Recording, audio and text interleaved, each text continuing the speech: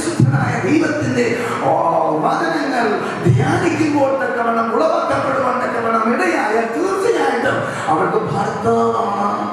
എന്റെ കുടുംബത്തിന്റെ പ്രധാനപ്പെട്ട നായകൻ അവന്റെ മേലാണ് സ്വർഗത്തിലെ ദൈവം ലീഡർഷിപ്പ് പകർന്നിരിക്കുന്നത്. അവനാണ് എന്റെ പേര് എന്ന് പറഞ്ഞ് കീഴ്പ്പെടുവാൻ തക്കവണ്ണം അവർക്ക് സാധ്യമാകും. അങ്ങനെ ഒരു പെൺകുട്ടി തന്റെ ഭർത്താവിനെ കീഴ്പ്പെടുവാൻ തക്കവണ്ണം തയ്യാറാകുമ്പോൾ തീർച്ചയായിട്ടും കുടുംബത്തിലെ സകലവിധമായ പ്രശ്നങ്ങൾക്കും പരിപൂർണമായ ഒരാശ്വാസം പരിശുദ്ധനായ ദൈവത്തിന്റെ ആത്മാവിനാൽ ഒഴിവാക്കപ്പെടുന്നതിന് യാതൊരു സംശയമില്ല. പലപ്പോഴും നമുക്ക് പല അഡ്ജസ്റ്റ്മെന്റുകൾ ചെയ്യുവാൻ കാരണം സാധ്യമല്ല.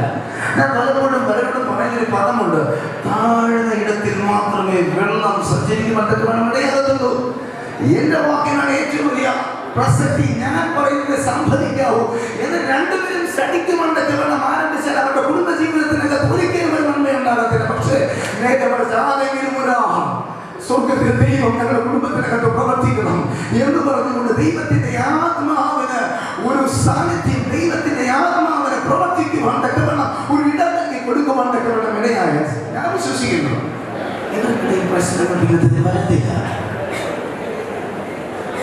ആരെങ്കിലും പ്രശ്നങ്ങൾ ഉണ്ടാക്കിയാൽ ഒരു ബന്ധപ്പെടുവാൻ തക്കവണ്ണം ഇടയാകും. ചില ദിവസം ഞാൻ സത്യദേവനോട് സംസാരിക്കുമ്പോൾ സത്യദേവനോട് പറഞ്ഞ ഒറ്റ പദമാണ് കൂട്ടാ, നിനക്ക് അനുഗ്രഹിക്കപ്പെട്ട ഒരു കുടുംബജീവിതം നയിക്കുവാൻ തക്കവണ്ണം ആഗ്രഹമുണ്ടോ? നിന്റെ ഭാര്യ ബഹളം വെച്ച് സംസാരിക്കുമ്പോൾ നീ വിടാതിരിക്കുക. നീ ബഹളം വെച്ച് സംസാരിക്കുമ്പോൾ അവളും വിടാതിരിക്കുവാൻ തക്കവണ്ണം തയ്യാറാകണം. അത്തരത്തിലൊരു മനോഭാവം പടുത്തുയർത്തുവാൻ തക്കവണ്ണം നിങ്ങൾക്ക് സാധ്യമായ പ്രശ്നങ്ങളില്ല. സത്യത്തിൽ എനിക്ക് നിങ്ങളോട് സംസാരിക്കാനുള്ളത് ഈ തിരുവെഴുത്തുകൾക്ക് ഏകദേശം 66 പുസ്തകങ്ങൾ, 1189 അധ്യായങ്ങൾ, ഇതിനകത്തുള്ള തിരുവെഴുത്തുകൾ ജീവിക്കുന്ന വചനങ്ങളാണ്. ഈ വചനങ്ങൾ മനുഷ്യനെ സൗഖ്യമാക്കുന്നുണ്ട്. ഈ വചനങ്ങൾ മനുഷ്യനെ വിടിവിക്കുന്നുണ്ട്.